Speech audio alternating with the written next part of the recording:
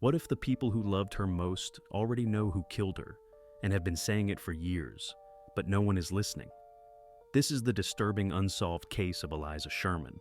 In March 2013, Aliza Sherman was a 53-year-old nurse and a mother of 4 living in Cleveland, Ohio. She was in the middle of a bitter divorce, the kind that drains you emotionally, financially, and mentally. On March 24th, Aliza arrived at her divorce attorney's office for a meeting scheduled late at night. She waited outside. She never went inside. Security cameras captured the final moments of her life. A hooded figure approaches Aliza. They speak briefly. Then, the person attacks her, stabbing her repeatedly in the street. The killer runs off. Aliza later died from her injuries. At first, police treated it as a random act, but her family knew immediately. This wasn't random. Investigators quickly learned something unsettling. Aliza's attorney, Gregory Moore, had asked her to meet him at his office at 9 p.m. on a Sunday, an unusual time. Even more disturbing?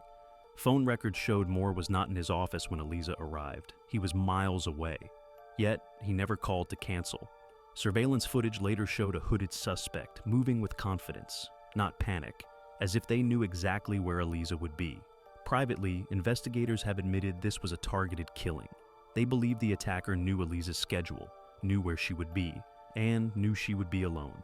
In 2016, police publicly named Gregory Moore as a person of interest, but no charges were filed. Why? Lack of direct evidence, no murder weapon, no eyewitness willing to testify, no confession. Aliza's family has never wavered. They believe her attorney orchestrated the murder. They point to the timing, the location, the missing meeting. They've filed lawsuits, spoken publicly, and begged for justice.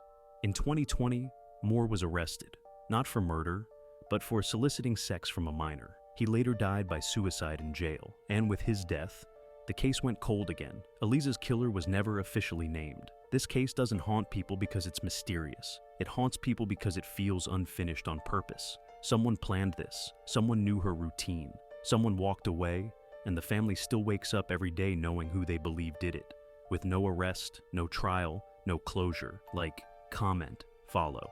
Because knowing the truth doesn't mean justice follows.